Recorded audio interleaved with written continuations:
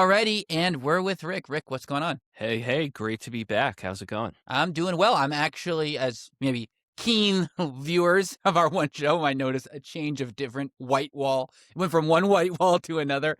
I'm actually in Detroit visiting my in-laws, my niece's first birthday. Very cute.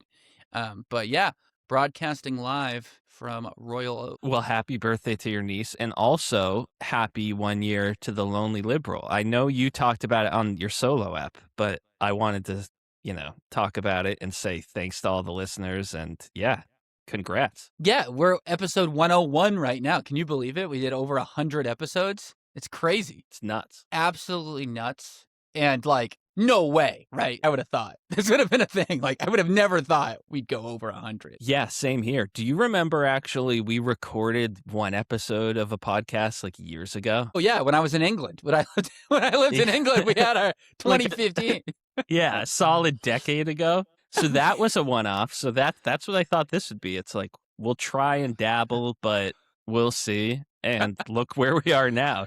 Yeah, I actually went back and listened to that episode, and I lead it with a 20-minute rant about how I can't find good peanut butter, and maybe it was probably a good that we kept that unshelved. It was just me whining about the grocery stores of England. But no, I'm in I've been to Detroit now a few times. Obviously it's an odd spot, but also some cool spots. I went to this restaurant that people may know from Instagram because this guy gets popular. He's a Lebanese dude. Detroit 75, good subs. Went there. It was excellent. And I bought the merch. Nice. I'll get the merch. Yeah, it's funny. This dude, he's great. He's this Lebanese guy and he does clips from his food truck where he'll be but it cracks me up because he's clearly run out of material doing so many TikTok type things. So he repeats himself a lot. And I'm sure it's fine because people don't see every clip like me because they don't religiously watch this Lebanese sub guy all the time like I do. I find it funny. And 1 out of 5 are pay your goddamn employees. Stop being broke-asses. And people in the comments are hell yeah, pay your... And they'll be give them a free meal. I don't get it. And he's right. And it just...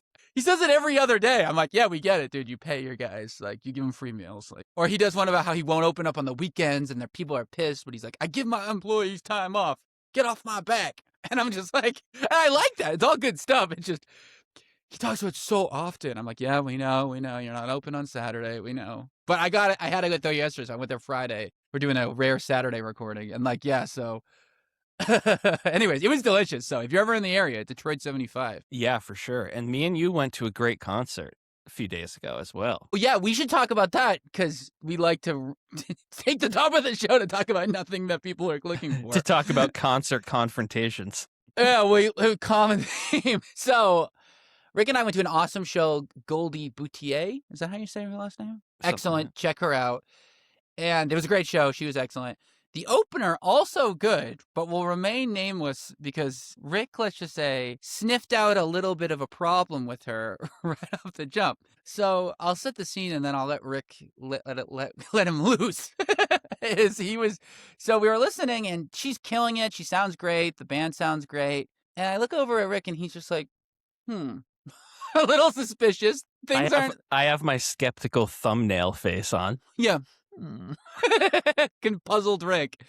And so after the set, Rick goes, do you think that sounded a little too good? I go, what do you mean? And she goes, the volume? I think it was lip synced. And so we're wondering if it was, and we're talking about it. And yeah, Rick, what do you think? Yeah, and part of it is like I asked you, do we just sound like boomers if we even care that most of the sound was coming from a backing track versus live? Are we outdated even asking these questions or caring about this? Because so there was only 3 members of the band and they had the bass and piano and rhythm guitar on a pre-recorded backing track. So it's not like they were hiding that or anything. They were very obviously playing along with the backing track, but they themselves, the people on stage, everything just sounded so perfect, better than any music set I've ever seen. And we've been to a lot of concerts between the both of us. Hundreds of shows. Like, Hundreds. between the both. Yeah. And this is like a very mostly unknown, up and coming opener for a smaller band themselves. Yeah. So I've never heard like volume that's that perfect and that consistent with the vocals and the guitar. And so I'm a little bit skeptical, I'd say. But like, I'm also wondering if I'm a boomer to even ask these questions. Like, Yeah. how much was the backing track? How much was pitch correction in play? Yeah, there's all these. Well, what was so funny is the guitarist was soloing, and he was really, the volume of him was definitely perfect. And if he was faking it, and he was making so many stank faces, he's a real asshole. You know what I mean? That's he was true. going like he was like really leaning into how stinky his sound was. And so if he wasn't even touching the strings, he's a piece or unplugged, he's a real piece of shit, because that was unbelievable. That's true. What a acting performance. I know, because he was like, face. He was like playing it like he was like freaking, Eddie Van Halen. And he was clearly, I just don't know if he was plugged in. He clearly knew how to play the songs, because like I play guitar and I could tell he was matching the notes close enough for me not to be able to tell. But there was one moment where he like jumped across the stage and his solo continued at the perfect volume during this like leap across the stage. And I was like, all right, something seems a little bit off here. He did fly too. He was airborne for a while. This guy put on. So we concluded at the end of it, either we just saw the greatest up and coming band of all time, and this is basically Stevie Ray Vaughan incarnate, or they were faking it. And yeah, I'm curious what people think. If is it weird to care? I find it weird for an opener to do it, because what do they have to lose? It's not like, But I will say this: I did listen to a few of their songs on Spotify after, like, to hear, and I thought they sounded worse. Because the singer sang through that like kind of Black Keys muffler thing, like that, and I actually think live she had a little bit more oomph behind her voice, and I kind of don't think she needs the muffler. Like the fake bluesy, like you're in a can kind of thing. Yeah, and yeah, like you said, it was the combination of the guitarist and the vocals were both like the volume and Pristine. The notes. Not one note was slightly quieter than another note. Like everything was so unbelievably perfect that, yeah, we either saw the best performance of all time or they were like unplugged or barely singing and playing along with a backing track that was like 90% of the sound that we were hearing. And to be clear, like, we get it, like pop singers and stuff. Like, I've seen Dua Lipa live. She's dancing the whole time. She's not singing the whole time. That's fine. I don't really care. But for a band, it felt weird. Yeah, anyway, I'm curious what people think. But yeah, overall, I was happy with both of them. Sure. Overall, it was great. It was great. Yeah, it has puzzle. I've been thinking about it a lot since the show, because it was odd. Yeah, same. I'm still looking into it. Yeah, we'll get back to people with some more evidence. But we actually, of course, I say actually like it's surprising. We have another week of wild news to go through, and like the last few weeks, where we should just lead with some Iran war stuff, because that's obviously still evolving. Let me just bang out a few of these kind of overarching themes, and then I just want to talk about kind of like more of the vibe of everything. But yeah, so this week, the new leader of Iran, the new supreme leader, Khomeini's son, so Khomeini was the one who'd been there forever, he died. He's this new kid. I say kid, he's 56 years old, but he is the child of him. And he made his first public statement this week, but it was read aloud by a TV anchor, so he still hasn't really come out into public yet since the bombings and stuff like that. Pete Hegseth, our defense secretary, says he thinks he's wounded and likely disfigured. I mean, probably, because his house was exploded, right? But anyways, he said basically that their lever of closing the Strait of Hormuz, which is the strait where all the oil tankers and everything kind of goes through that Iran can control, is staying closed.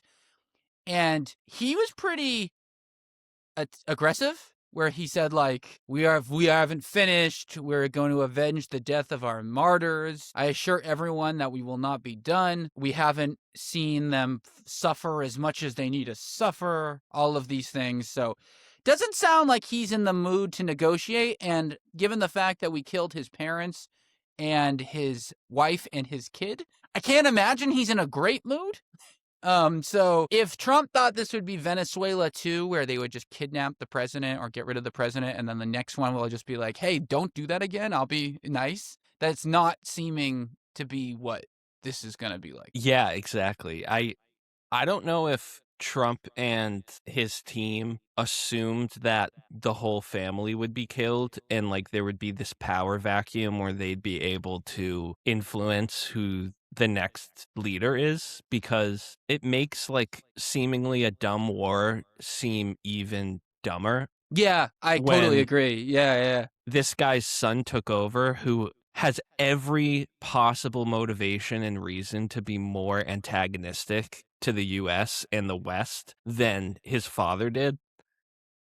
Yep. So I don't really know what their plan was, other than they didn't expect any of his offspring to survive, I guess. It's insane. And so I did the Wednesday show on this topic, that the U.S. is losing this war and is likely going to lose this war for exactly that reason, right? Like all of its stated objectives of, changing the leadership, making sure there's no nuclear weapons, making sure Iran's not funding its proxies. It's failed on all fronts, right? And so if it ended today, I think it's not unfair to say the U.S. would be considered the loser.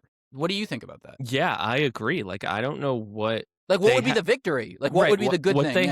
What have they accomplished other than killing a bunch of civilians, which further antagonizes the civilian population against the United States and lessens the chance that there'd be any friendly to the U.S. ruler in the near future. And they killed their leader, who was replaced by his own son. But like, that's the accomplishments. Like, obviously, the oil aspect of it is obviously a net negative, unless worse. Yeah, right, it's way prices worse. have gone up, like right. 50% or whatever. Yeah. Right, prices are skyrocketing, and like it's setting off a true global panic, and every country is trying to figure out. Every other country that was using the strait to transport oil is now like figuring out alternate routes, and the UAE and Saudi Arabia are like, maybe we should just start building more pipelines, because none of these options are good. Yeah, that are on the table. So yeah, I agree with you. Like, I don't see how this could be a win in any possible way unless they install some leader that's friendly to the US. And then I still would not personally say it's a win, but I can see how Trump would portray it as a win in that case. But even that seems unlikely now. Well, and it speaks to the larger question of how in the modern era, war is a bad idea, period. Not just because of the human side of it, obviously, which is why, step one, why you and I don't like war. We're the humanitarian part. Murder, bad. You know what I mean? Like, that's why I don't like it.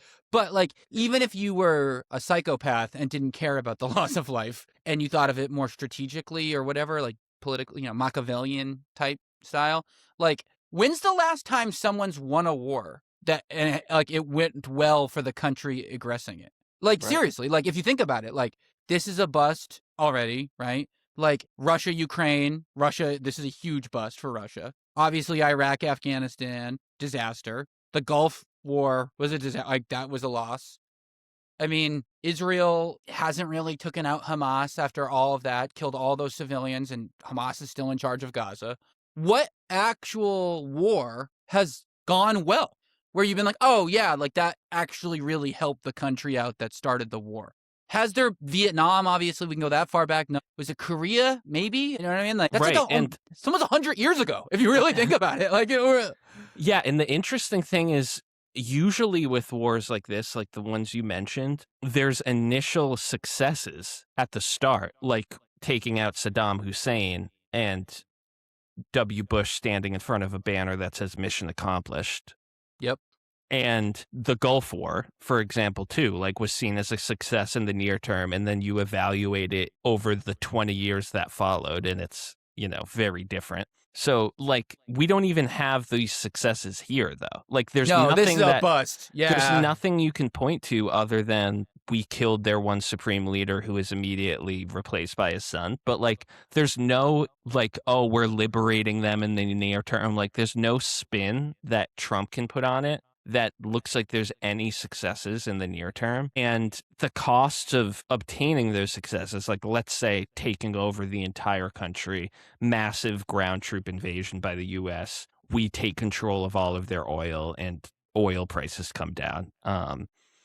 Like, even that would be seen as a failure because of the cost to American life Of that would be course. involved in that. So even with all those other wars you mentioned, Afghanistan too, like the initial successes against the Taliban and like the first couple years of that war, and then you look at it 20 years later, and it's like, oh my God, what a complete mess. And The Taliban's still in power. and waste of life and dollars. But here there's like nothing yet. There's no this is a bust. yet. Well, this is very similar to Ukraine, Russia, Ukraine, I think, where they thought, oh, this will be easy money, and it wasn't. And then, I mean, look what happened with them. I mean, it's a disaster. It's been an absolute disaster for Russia and Ukraine, obviously, but specifically for Russia. I mean, it's been an awful, awful, awful, awful decision. So, yeah, I mean, I just think that's a bad option nowadays. In the modern, I just don't think it actually achieves what people think it will because of the dynamics, the media, like how things are getting, like how things escalate nowadays versus how they used to escalate. Like, I just don't think it works. And interesting, like, so the Pentagon came out with a report that, and this is from the Pentagon themselves, so this isn't just me speculating, that the war cost $11.3 billion in the first 6 days. Also, in the first 6 days, obviously, like you said, 7 American soldiers were killed. Over 1,300 Iranians have been killed, 700 in Lebanon, 800,000 displaced in Lebanon, and 13 Israelis dead. This is a disaster and frankly insane. To compare it to the war in Iraq, right? That cost $300 million a day, which is crazy, but still less than $11 billion in 6 days. I mean, that's over $1 billion a day. That's almost 4 times as much. And that was a massive ground invasion. Like, exactly. As far as on the ground troops go, that was like way more. way bigger involvement. So it just shows you how expensive this has been relative to the last major conflict that the U.S. has been involved in. And how, once again, how I want everyone listening to realize every time they say they don't have the money, they are lying to your face. They always have the money. They always say, we can't keep printing money forever. We don't got money. We need to tighten up sometime. They don't think that. I just never believe that ever. Now, you may think it's stupid. Like, you might personally think they need to be more fiscally responsible. And that we can argue about if that's true or not, right? Like, that's a normal, I think, and productive conversation to have. But that's not what we're saying. They don't think that. The people of Congress in Washington, they actually don't think the money matters. You might, but they don't.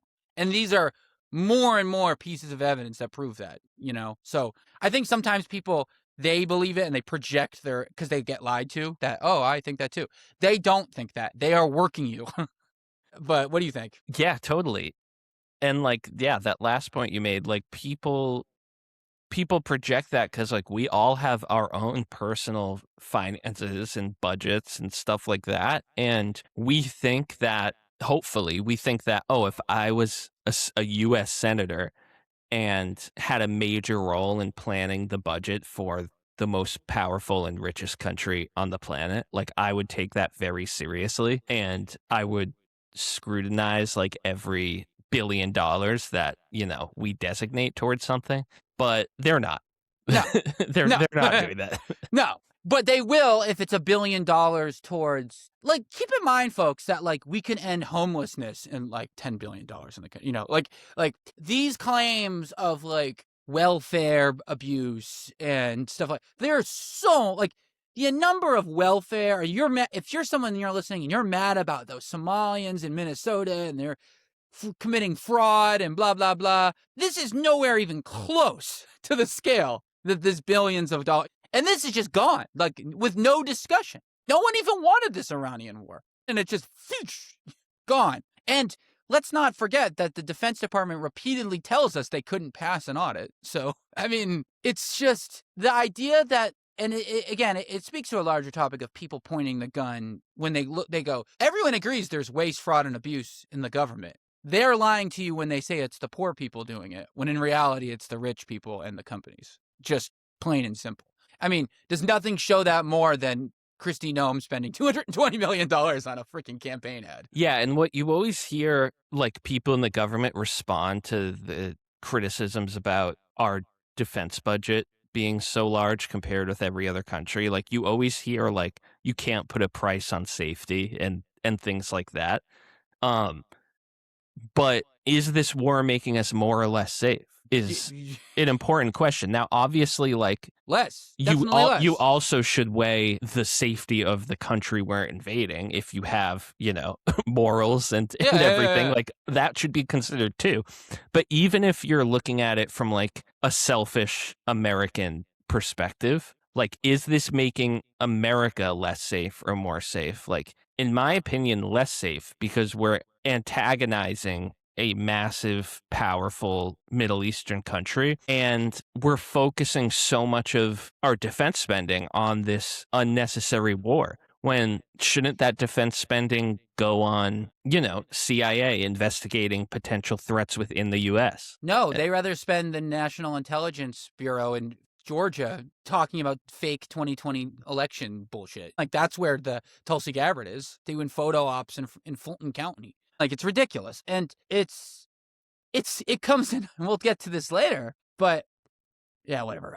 It's just crazy. And to make all of this worse, and the thing that is truly disgusting and makes the saddest part of the show, I think, is, early Pentagon report confirms that it was indeed the U.S. that struck the Iranian girls' school, killing around 165 to 175 kids, effectively, And I do think this timeline of events needs to be broken down a little bit, because it's classic Trump. This is Trump 101, and it's just always like this. So just for some context, they shot this it got hit with a Tomahawk missile. Just for people listening, only Australia, UK, Japan, and Netherlands have Tomahawk missiles. Or use them, rather. So Iran doesn't have it. So when they originally said Iran struck the school, that was always impossible, because that would mean that they literally stole an American missile and shot it to them, or got it from an ally, which would have been a nuts outcome. So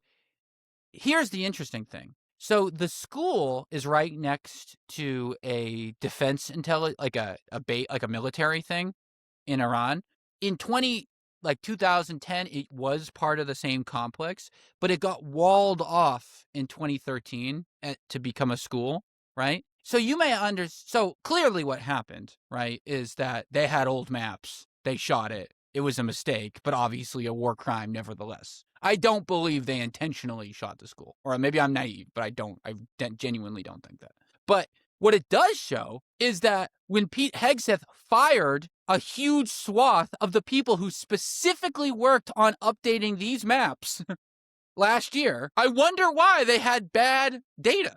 Anyways, so like I said, originally they said Iran struck the school. Then they said Iran actually stole the Tomahawks, which everyone said was wrong. Then Trump goes, his classic, so this report has come out that this, what do you think? I don't know. And then, I don't know. Have you noticed? He didn't know about the January 6th after. Oh, I don't know about. He very quickly becomes ignorant of topics as soon as it looks back. And it's just like, this guy is such a piece of shit. Not only for all the reasons that we all know, but like, he'll never admit he's wrong ever in any context, no matter what. Never. I thought this, I made a mistake. He'll blame everyone. He already tried blaming Kushner for the war, right? Kushner told me. And it just, my God, he's such a wuss. Like, he's just such a coward, And I can't believe people think he's a tough guy when he's just such a baby and such a child. And yeah. Yeah, he's so petty, and it would be exhausting to be friends or have a family member that is like that psychologically. You know what I mean? Insane. Um, to have to deal with like that level of narcissism and refusal to ever admit anything was wrong. Yeah, it's so frustrating personally, and Yeah. also like something we always talk about of like it's also why Trump is so dangerous as a president in addition to the right-wing policies he's passing. Like it's twofold. It's the right-wing Heritage Foundation Project 2025 agenda, but it's also that he is psychologically a total narcissistic mess and it Yep. affects everything he does. It truly what makes him unstable, like to that next level of maniac. And let's just, I mean, this should go without saying, but Pete, like, even if I don't think that they intentionally killed all those children, they killed all those children. And at the absolute bare minimum, Hegseth needs to be removed. Period. Like, it was a mistake. Yeah, a huge mistake. A war crime mistake. You committed a war crime. Like, that's not a mistake. You can't go, my bad, and it's over. And it's just like, that should be enough. Like, accountability for a group that says, you know, time and time again, like, we're going to be like competence for, what was the slogan, the thing they used to always say, like skill first, or like when they were saying Like merit-based or merit something? based. Yeah. Merit based. His merit is so bad. He's so Right. bad at his job. Like, he couldn't have less merit. Awful merit. No merit. like, my God, like his merit is non-existent. So like, if you people really think that we should, like, you know, DEI was a thing from hell, and, you know, all these idiots were getting jobs because of this DEI crap, and we really need to go to merit-based, by what merit has Pete Hegseth deemed his job to still be his? Not only has he leaked war plans to major editorial things a couple weeks into the office, he's just, in the interim, went through a tour calling generals fat. Then he bombed a bunch of boats of civilians in international waters, another war crime, by the way.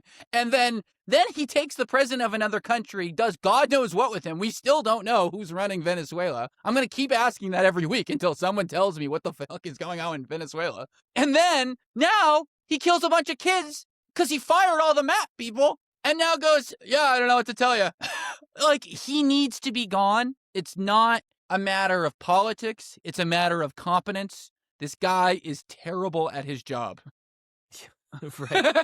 Like, I don't care what you think about him as a guy or like, I don't like him. I think he's a scumbag, but I'm not even talking about that. This guy sucks at the Defense Department.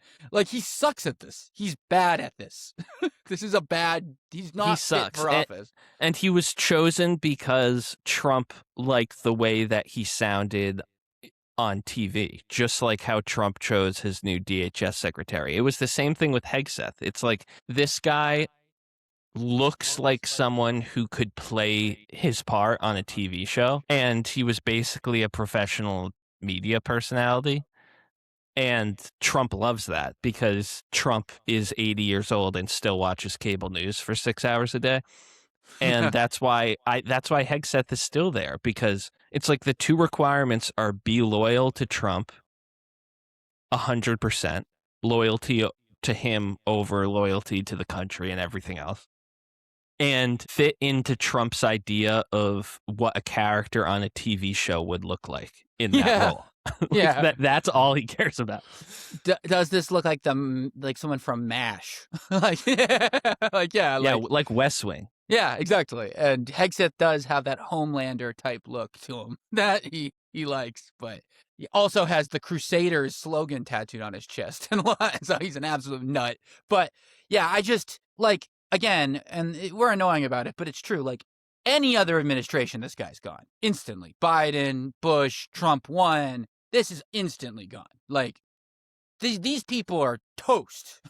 You know what I mean? Like the idea that all you have to do is attack Trump. Someone should go, you know, one of these guys should, like we talked about last week, go, you know, Trump, you know, Hegseth killing a bunch of children really puts Trump in a bad spot, and that would get him fired. Someone should say that, you know? Right. But anyways, speaking of Fox News, Trump was on Fox, and we're going to play a clip from him later. But This clip made me want to ask a larger question, but I'm just wanted to talk about this. So he was on Fox talking to Brian Kilmeade, I think is his name.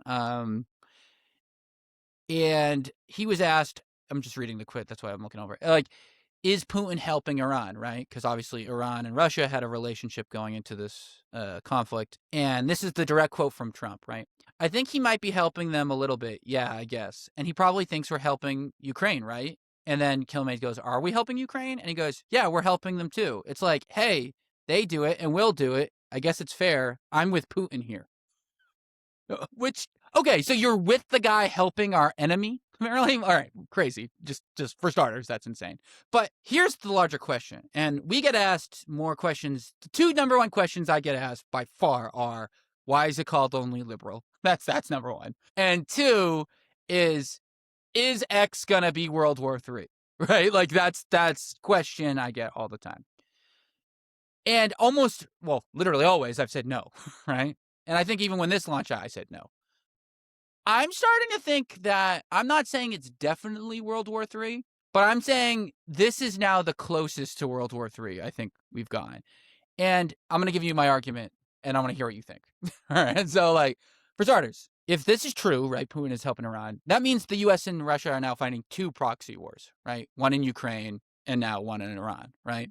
So that's two. Also, you have them bombing all the Gulf states, right? All these Arab countries, right? You have all these little alliances forming between like different ones, like defense pacts and stuff like that. You have Europe with like Cyprus and France and England helping them out and stuff like that. It's not very clear. It's all these like little webs. You know what I'm saying? And I feel like if you remember like how World War I started, it was when all these little pacts came because people like thought things were going. It was pre-UN, right? So all these like little alliances started forming. And the fact that we're seeing that now because Trump has basically killed NATO's in spirit, even if not literally, this is all happening. Plus you have the proxy wars. And also, right, you have now the U.S. moving a lot of their assets from Asia into the Middle East, right? Like, especially around Japan, around Taiwan. So a lot of experts are saying that, like, this is a big opening for China, which, again, I'm not saying then they'll necessarily do, but if they were to attack Taiwan.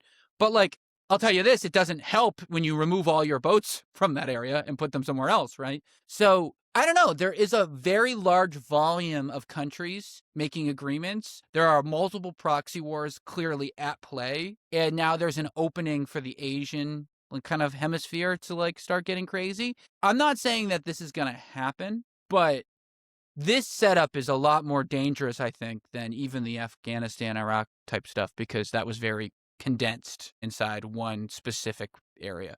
But I'm curious what you think about all this, because I thought this quote kind of unveiled maybe something a little scarier. Yeah, definitely. And if you're a smaller country that isn't a close ally to the US or China, but does trade with both, and you're considering who you want to cozy up to more in the next decade, are you going to choose the US, which is not defending its allies anymore, not interested in soft power or cooperation, isn't the economic superpower that it once was, although obviously still is, to some extent, but like, or are you going to go with China, the rapidly expanding, growing economy? Full of stability, like you know exactly what they're gonna do. Right. And like Trump, he really with Venezuela and Iran, like it really is the worst combination of isolationism and interventionism combined into one. Like he's isolating the US from all of our allies. But that whole argument of why we should do that was all about America first and we're not going to waste money intervening in other countries. Like Yeah, that whole argument exactly. about isolating ourselves and not cooperating with NATO and Europe and all of that. Like all of that assumes we're not invading other countries and antagonizing the rest of the world against us at the same time. Yep. And I don't think Exactly. that's a good strategy anyway, even if we went full isolationist. But like it really does depend on that. Um So this like reversal, it's the worst combination of things because it's giving so many smaller countries reasons not to be our ally moving forward. And like in the end, soft power really does matter. Like it really is a form of power. And I don't think Trump believes in it, obviously. Like I think Trump sees things like a mafia boss and we have the most nukes, so that's all that matters. But yeah, it's not looking good. Well, do you think this could escalate further? Like what for people who think, it not just is this World War III, but like what is a realistic way this could escalate to something in that vein? Like, what do you think that would potentially look like? I mean, is it a continuation of this? I mean, it feels like to me if the U.S. brings land, like, boots on the ground to Iran, and maybe Russia does too, but I doubt they'd do that. I don't know. Or China does something in Asia. I don't know. I just feel like something could happen that could maybe move it there. Europe gets hit with anything, maybe. Yeah, and God forbid any significant terrorist attack Well, we're gonna would talk would about one change, right after this. right. Yeah, But yeah, yeah. like a 9/11 like event in the US or Europe Oh my could set God. off anything. But I think of all the things you talked about, China seeing this as an opportunity to fully take Taiwan seems like one of the more realistic scenarios. Yeah, especially with them removing the boats, right?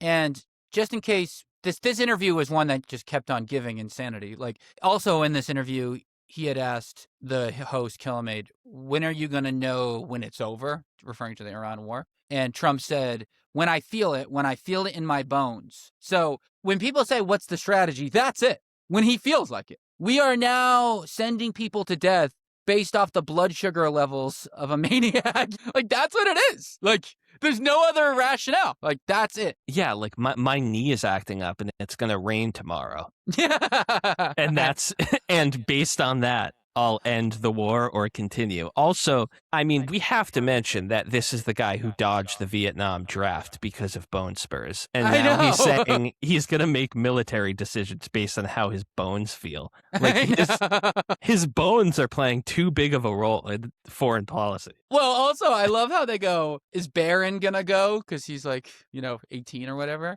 And they go, he's too tall. He's not that tall. He's like 6'4". There's plenty of people. They act like he's 7'7". He's a tall kid, but he's not. Yeah, but genetically his bones are awful. Oh, he can't do it. He's a freak. He should be in the Bailey Brothers or whatever the hell. Like, he should be juggling fireballs. Like, no, what are you talking about? He's just kind of tall. He's not that big. I'm pretty sure NBA players were enlisted into World War II, like in Vietnam. I'm pretty sure, like they were literally had to go. Yeah, I thought it was like a BMI. I didn't think it was like a height max thing. I thought it was like a BMI thing. Like if you're 6'5" and you weigh 140 pounds, then that would be an issue. I thought that was. Yeah, but if there were ever all hands on deck, they just feed you. they would like Right. if it was ever that severe, right? Like give me a break. You'd have to be like an elephant man, where like something was going wrong with you, like you literally couldn't walk. It was like a disability, your height. How that happens sometimes. Right, exactly. So yeah, it's ridiculous. He's an absolute. This is a clown show. This is an absolute clown. This is the Ringley Brothers. Anyway, but speaking of terrorist attack, right? Speaking of being in Michigan, I'm in Michigan. So this week, and this is linked to the Iran war. So this week on Thursday, on March 12th, this Lebanese-born naturalized U.S. citizen rammed a pickup truck packed with fireworks and gasoline into Temple, Israel, but the Michigan Temple, Israel, which is a suburb 30 miles from Detroit. It caused a fire. Everyone was fine, other than him. Obviously, he was shot and killed. This is the biggest. Temple Israel is one of the biggest Reform congregations in the U.S. Period. So they found out that this was due to his brothers and niece and nephew were killed in an Israeli airstrike in Lebanon on March 5th. Obviously, that doesn't make this justified, but this is what he was thinking, And yeah, you can definitely draw a nexus between what's happening in Iran and what happened today. Doesn't make it right, but this is what I think is at least the motivation it's seeming like. And yeah, I do think, one, horrible terrible. Leave the kids alone. That's absolutely disgusting. It does also make me think about how people aren't talking about Israel's action in Lebanon that much, in the sense of like, there's a land invasion of Lebanon now. 700,000 people have been displaced, and a lot of people have died. Hezbollah, who runs Lebanon, is putting up more of a fight than I think Israel would have hoped, And frankly, Israel and Lebanon have had a more active conflict than Israel and Iran have had, in terms of like shooting missiles at each other and things like that. So it is kind of one of the more under discussed topics. But yeah, I mean, first, I guess we should unpack this attack. Just terrible. An example of, people are losing their freaking minds, and this is a disaster. Yeah, and you're right. Like the mainstream media doesn't cover Lebanon that much, just in general. Yeah, Lebanon doesn't get any news. It's crazy. But it's crazy because so much of the justification about why Iran is a problem from Israel and from the Trump administration is about them funding Hezbollah. Like, that's really the central, like, that's the biggest piece of the argument. Of course. Like, yeah. It's because, and the fear that Iran would give nuclear capabilities to Hezbollah or to a terrorist group, because Hamas, Houthis, right? Because obviously, guys, yeah. like, mutual assured destruction is a thing, and the government of Iran is not a bunch of suicidal jihadists who are going to just nuke the U.S. the second they get a nuke and not care that they're all going to die. Like, mutually assured destruction, like, is a real thing. So, like, the fear is always about the proxies and who they're funding. And yeah, and like those stats that you mentioned earlier, like 800,000 displaced in Lebanon. Again, we're only on day 13 of this war, and almost 1 million people in a relatively small country are displaced. And obviously that means they're going to try to immigrate to the surrounding countries, just like we saw in the Syrian civil war. So that, creates 1 million downstream. Well, so obviously the listeners know, I'm half Lebanese. My dad's cousins had to leave Lebanon and went to Turkey. They were one of those people because of the conflict. So yeah, like, I know people who had to leave, which is terrible. It's awful. Yeah, it's crazy, and it's hard to talk about without sounding like you're justifying this horrible terrorist attack. Like, it's hard to even talk about any of these things because it could be taken out of context. You know what I mean? No, I felt that, like, when I was explaining it. I felt that. I literally felt what you're saying. Yeah. 100%. But like, even though none of that is justified, even if some Iranian civilian who just lost his parents in this war, let's say, somehow found his way into the U.S. next week and committed a terrorist attack, like, even that would not be justified.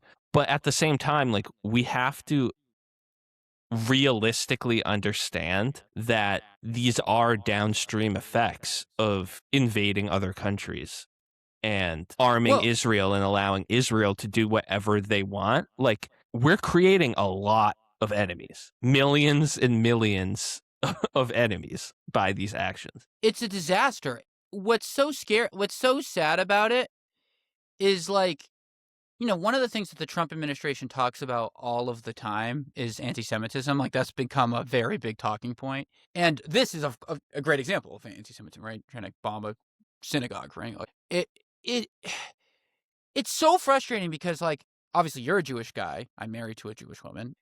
Like, this is what causes the anti-Semitism. All the shit that Israel is doing and Trump and them are doing is where this comes from.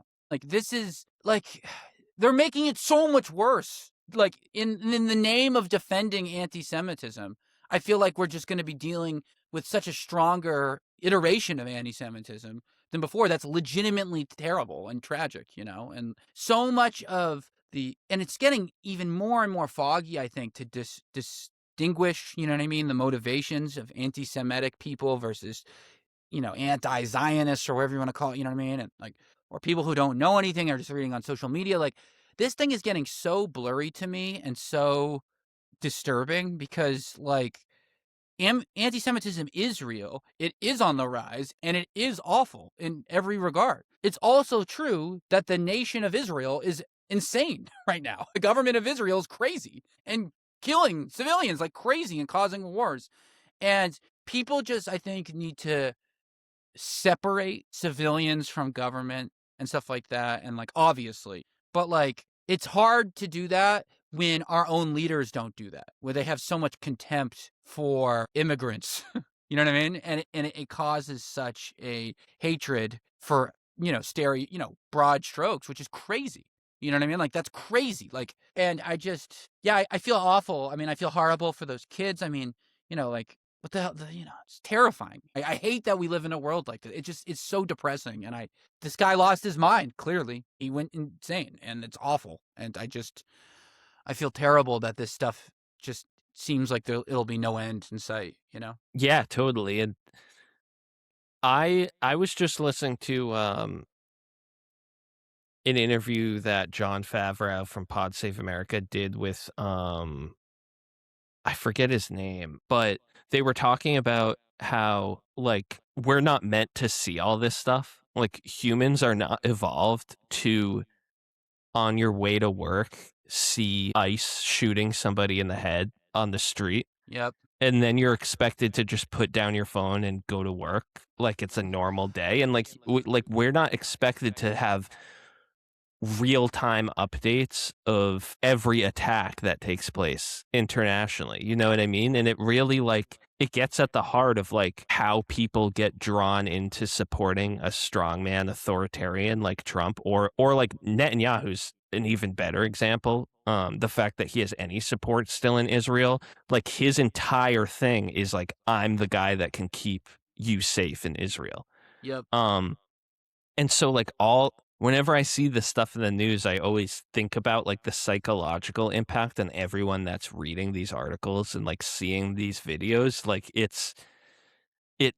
it pushes normal people towards accepting giving up their civil liberties and accepting, like, maybe we do need to evade Iran. Maybe they are that much of a threat, and all these different things. And it's like, we're not supposed to be able to understand this stuff in context. Like, these things are horrible. And, like, yeah, I don't know. It's a crazy time to be on social media. And it just gives more maniacs more fodder to act insane. Every insane action like this, just it gives them 100 more excuses to do something even more crazy. Like, it's just a well, you did this, well, you did to, like, it's awful. And it's devastating. I feel horrible for the families there. I feel horrible. And there was a shooting in Old Dominion too on Thursday. Awful. Like, I mean, if we covered a school shooting every day, that would be the whole hour and a half. It's just this, and it's frankly, talk about questions I get a lot. Like, one question I get a lot, and it's always directed at you and me, Rick, is how do you guys, like, have the, like, mental stability to read this much news? Like, how do you not feel like shit all the time? My blood pressure is skyrocketing. Why do you think I started the damn show? Because I needed to get it out, or I was going to lose my mind. And it's funny. Like, I feel very conflicted about this, but I'm curious what you think. Because, like, in some way, half of my brain says I completely empathize with everyone who wants to shut this off. Like, this is absolutely miserable, right? Like, this is like you said, like, our brains aren't even wired to deal with shit like this, literally a tragedy a day. You know what I mean? And people are like, I don't want to fucking think about this shit. This is a nightmare. On the other side, this is an extraordinarily horrible situation. And I feel like part of me feels, obviously, that, like, this is the time to double in, because, like, this is when the thing's rocking. Like, this is the wobbling of the system, and it's the time to double down and care about it. But I could just never judge anyone for not giving a crap, because, like, damn, this sucks.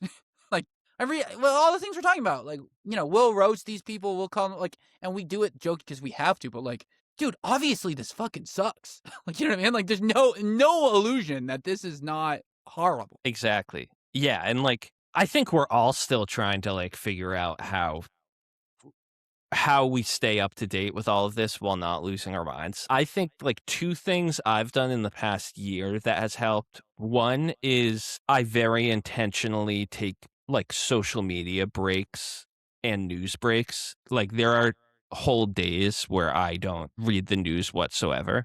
Yeah. And the other thing, which is like, this is just like a small practical thing, but I have multiple Instagrams for each of my interests. So I have my personal Instagram where I only follow people I know in real life. So like only my actual friends.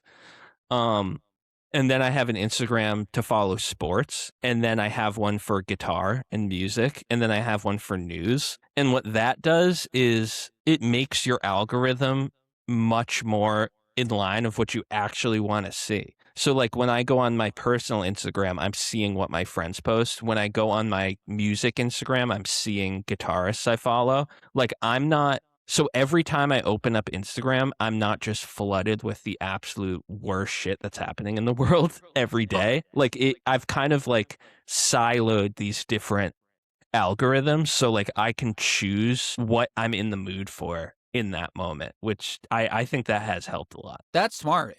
Yeah, you wouldn't want to see the lonely liberal Instagram's feed. It's awful. It's like because it knows I'm politics focused, so I just get flooded with politics shit. Yeah, I hate having I mean, I'm happy everyone follows and likes the posts and stuff, but like even going on there, it's just a nightmare. Like the actual. That's why I only follow people who've gone on the show or like helped the show. It's because like I don't even like if I put even one more nugget out there, it'll just keep killing me. But speaking of Instagram, so Trump was on Fox a lot this week, and he commented on this attack, this terrorist attack, and it was the most racist shit I've heard.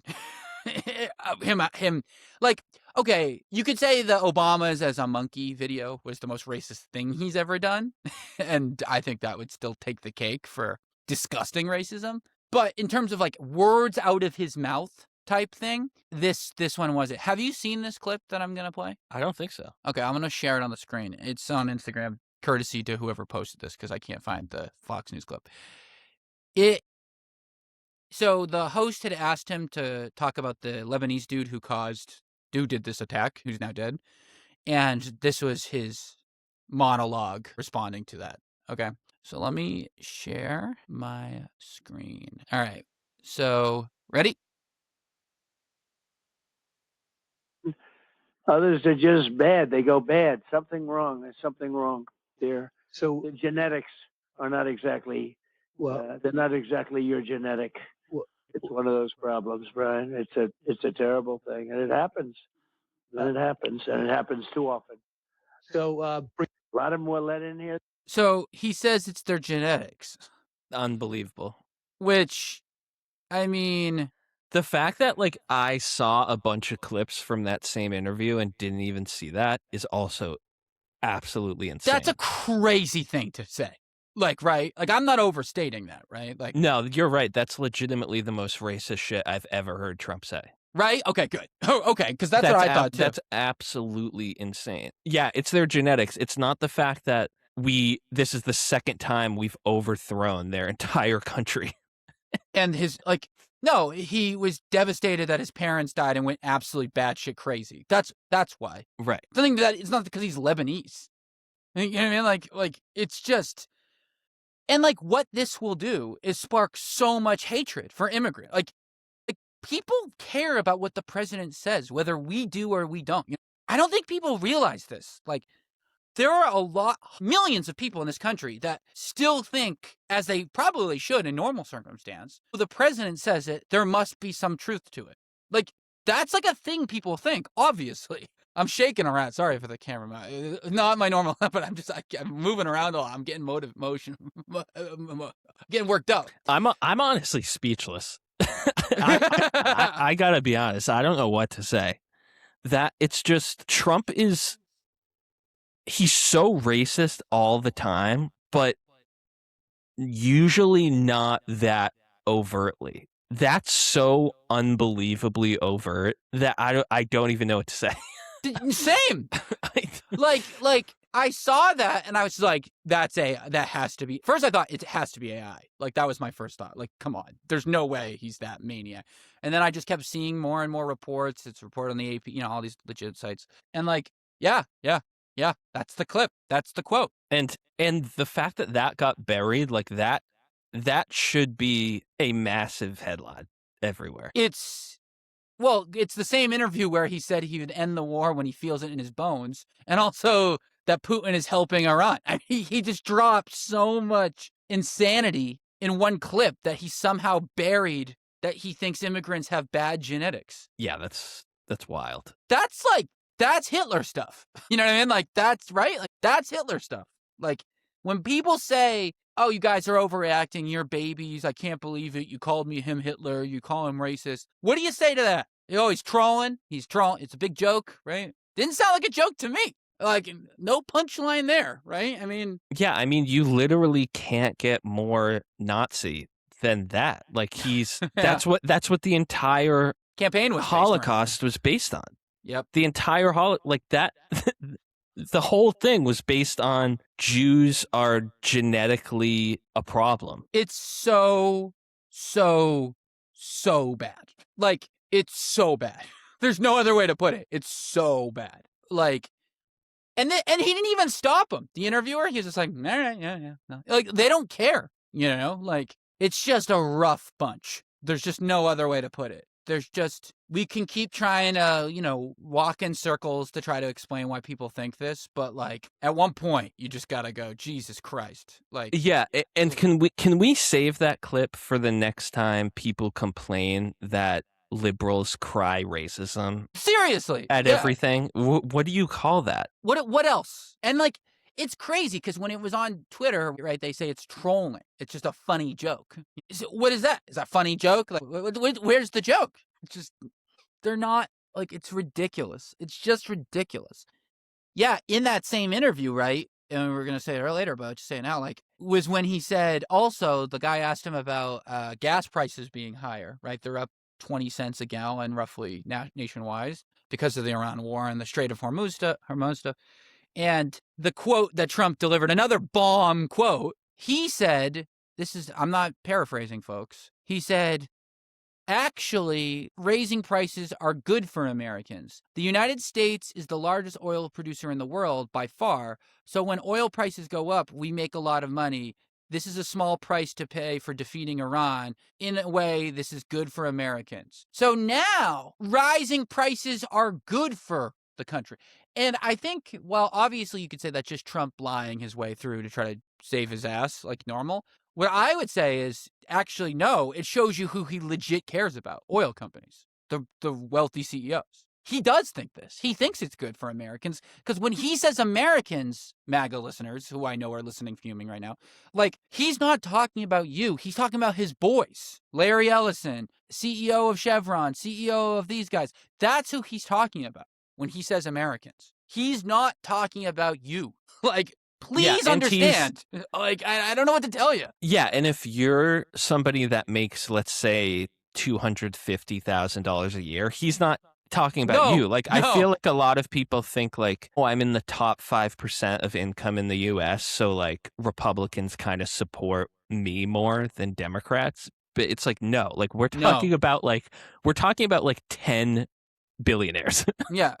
Like, he if you don't make over $150 million, he doesn't even think you're a person, basically. Yeah. And also, he bragged about how low gas prices were 1 month ago.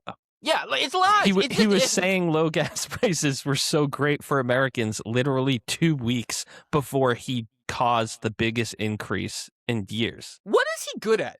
Seriously, like, what is, like... Reality TV show. Yeah. That's it. He would have been so good at that. In another universe. Lastly on this, before we go to the last bit of the show, again, referring to the domestic attack in Michigan. You know what was one of the things I thought of when this happened, right? I remember we talked about it last year. Who was in charge of the domestic terrorist, intelligence group, right? Because I remembered, I was thinking, like, wasn't it one of these clowns that they randomly put in? Like, remember that we got in? And then I remembered it was one of those random clowns. It was Thomas Fugati, who was the 22-year-old that they put in charge, who used to be a freaking, this guy. This guy who used to be a freaking gardener.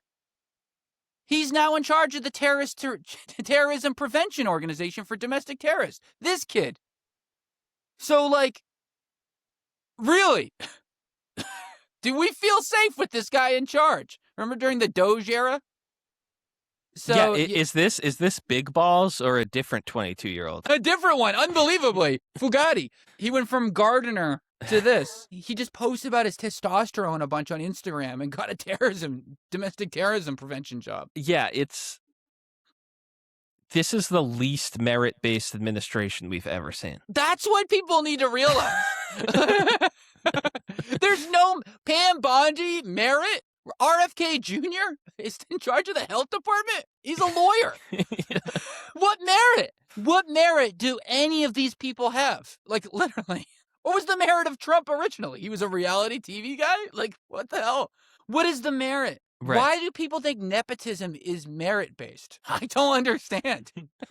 I don't get it. But we should move on to some of the last stuff. So the last big story of the week is that there's this Trump tweeting out saying he's not going to sign any pieces of legislation until they pass the SAVE Act. Now, to keep in mind, the SAVE Act, just for people who don't know, it's the legislation that the House passed a few weeks ago that basically makes people have to show their passport to re-sign or birth certificate to get to register to vote. So basically everyone would not have the vote and then they'd have to re-register. This obviously is a huge problem for 20 million Americans, I think, women who got married and who changed their name, obviously anyone in the LGBTQ community, basically anyone who's had a name change or is poor, frankly, and doesn't have a passport, right? So, but Nick, what about fraud? There's only been 99 cases of voter fraud in the last 50 years, and there's been billions of votes cast, nevertheless. So what's so interesting about this is he's saying, I'm not going to sign anything until this happens. Yeah, no shit, you're a piece of cake. But I wanted to not just talk about that. At a rally this week, he said in Georgia, if we pass this law, we'll never lose a race for 50 years. We won't lose a race. We need to pass this law to guarantee the Republicans win the midterms and every election for the next 50 years. That's his direct quote. So I thought it was for voter fraud. Right? Like, no. They think it's going to help them rig the elections. Like, that's them saying that. That's not even pretending to hide. It's because of voter fraud. Like, they just want to try to rig the elections. Period. Right. And they want to disenfranchise as many women and poor people as possible. To do so. Yeah, exactly. That's how they'll do it. Right. I mean, if they're bragging that it's the way to win the next 50 years of elections, why wouldn't they be bragging that it would help voter fraud if it was really voter fraud? Right? Like, I mean. Yeah, this quote I'm about to read might have been from the same rally, but this is something that I feel like this needs to be all over the Democrats' midterm advertisements, is this quote.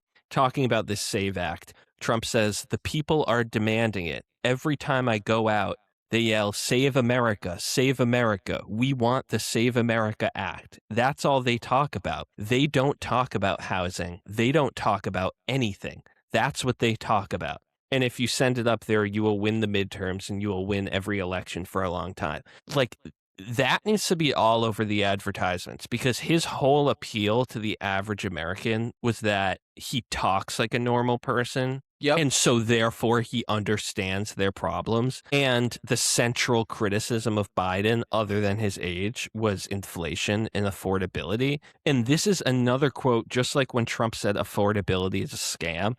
This is another quote. Like him saying the American people are all only talking about the Save America Act, they don't care about housing, is so unbelievable. It's such a, like politically and PR wise, that's such a disaster of a quote.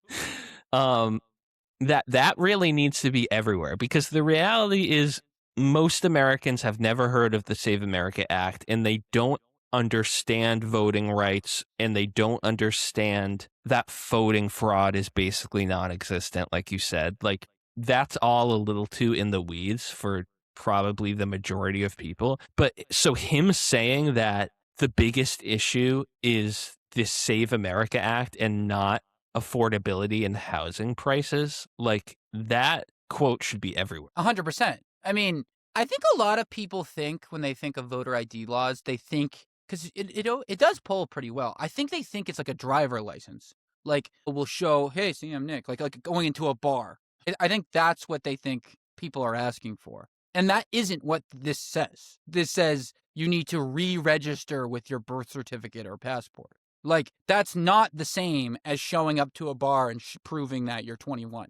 And I think that is has been lost in the weeds a bit in terms of when people say voter ID laws. That's what, you know what I mean? Do you think that too? Like, I feel like that is part of the confusion here on like what is actually being asked for with what people think they're voting they support when they poll. Yeah, exactly. They think like, oh, I have to give my ID when I buy beer, so why not have to give it when you vote? Now, like the in the weeds argument against that is obviously like voting is a constitutional right and driving is not a constitutional right. 100%, yeah. Flying exactly. on a plane is not a constitutional right. Like all those are privileges that you earn through a certain government regulated process. That is different than a constitutionally protected right. But that's like obviously the more wonky explanation for it. Like I think what you said needs to be driven home more, which is like what Trump is telling you about this bill is not true. Yeah, it's a lie. Like it's not you just show an ID and you can vote. It's you're going to have to re-register to vote with your passport information and a copy of your birth certificates faxed in to wherever. Like within the next few months because midterms are in literally November. Do you have your birth certificate handy? No, obviously I don't even know where it is. I have no idea where mine is. Like it's ridiculous. Like some 55-year-old who has like 4 kids, like whatever, like, oh yeah, they're going to go working 2 jobs. Oh yeah, they're going to dig up their birth certificate and find a fax machine to fax it, like to re-register to vote on a Tuesday. It's ridiculous. Like it's like, let's take off work, do all this administration stuff when we gave people 3 years to do the real ID and don't even really require that still.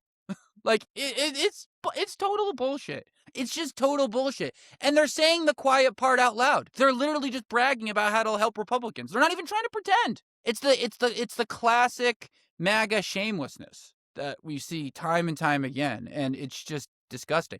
Speaking of which, so this could have been a good news story. So there was a bipartisan housing bill pass the Senate this week, which they call the Road to Housing Act. It was sponsored by Republican Tim Scott and Senator Elizabeth Warren out of Mass. Passed the Senate 89-10, 1 abstain. It'd be the largest housing bill signed in decades. Basically, it just modernizes housing rules, streamlines environmental stuff, things like that. And significantly, it makes it so institutional investors can't buy single-family homes, which we know is a big problem, right? That like private equity is buying houses up and jacking rent and costs up in markets. Like, so for example, if they're willing to pay, more than fair value because they think the asset will appreciate over time, it raises the whole neighborhood's cost, which then can make it harder for new families to own houses, right? So this is a good idea. We don't want BlackRock buying. You don't want to be bidding against BlackRock when trying to buy a house. I think that's a fair. I think we can all agree that's fair. The House is saying they're not going to do it. Basically, Mike Johnson said we don't want to. It's not American, basically, to let out BlackRock. Like BlackRock has rights too, basically. Yeah, yeah. And also, let's dive to the next one, right? It probably won't get passed if because Trump said with the SAVE thing. So he's willing to let you not afford a house. And it's exactly what you said in the quote, because he is telling people housing doesn't matter as much as voter stuff. Yeah. And usually it's the opposite, right? Things pass the House first and then they get held up in the Senate with the filibuster and et cetera, et cetera. But 89-10 is obviously, that's a veto-proof majority. So if the House did pass it, they could override Trump's veto. Yeah. But would the House pass it knowing that Trump, because the Republicans in the House are so loyal to Trump, I don't think they would do that because they know how bad it would look for Trump to have to veto. Yeah, that's exactly what they're going to do. They're going to Yeah. pretend that they're not going to be in session. They're going to say we're in conference for months, blah, blah, blah, blah, blah. Mike Johnson will do his lying that he does better. He's awful, by the way. Mike Johnson's going to be really disgraced, like big time in the future. Like history will not look fondly towards this guy. And talk about a guy who, probably believes that Baptist-y, Christian crap about Israel. I mean, my God, that guy's probably right there, holding hands, wailing at the wall or whatever. I mean, I don't know. It's just crazy. So a couple of dumber pieces of news that I thought we should include this week. One that might strike near and dear to your heart, is that UFC fighters are sent to train the FBI agents at Quantico. So this week, like right now, they are on their way to the FBI Academy to Quantico. I've actually had the lovely privilege of going to this facility once, and it is a pretty boring place. It's just concrete building. But anyways, a bunch of fighters are coming, and Kash Patel set this up.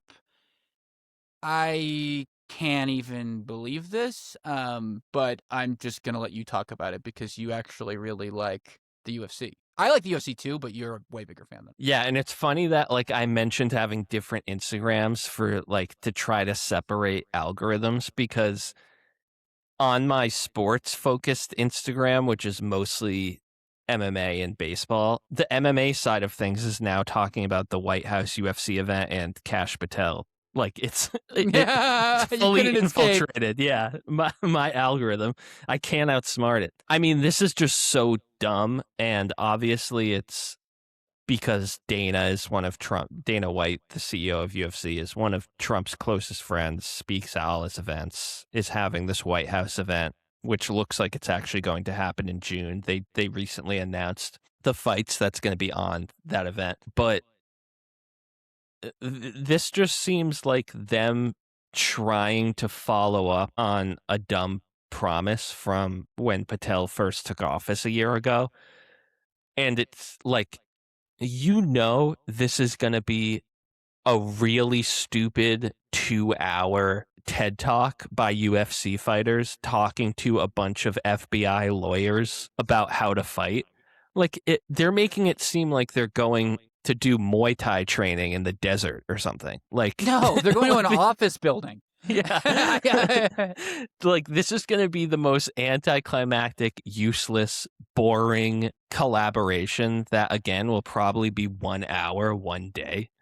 It's not going to be a bunch of FBI agents becoming mixed martial artists. And so who's going, right? It's Justin Gaethje, Jorge Masvidal, Chris Weidman, Michael Chandler, Anel Cape. Is that how you say his name? Cape? And Renzo Gracie. I also thought it was funny that the matchmaker Mick Maynard will be there. Is he going to be matching them up with the FBI? Yeah. Why is he showing up?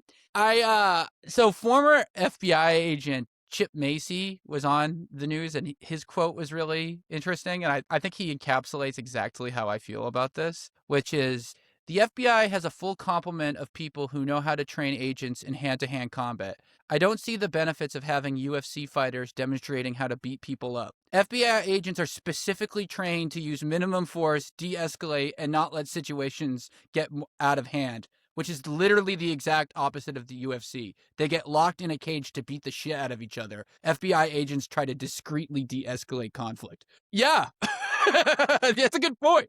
I wouldn't want my FBI agent on the ground trying to get you in a leg lock, trying to do jujitsu on you. You know what I mean? That's ridiculous. It makes no sense. And I think police should have more physical training in general, because part of the reason they're so quick to shoot people in the United States is because they're so out of shape and slow. Yeah, they can't chase people down. Yeah.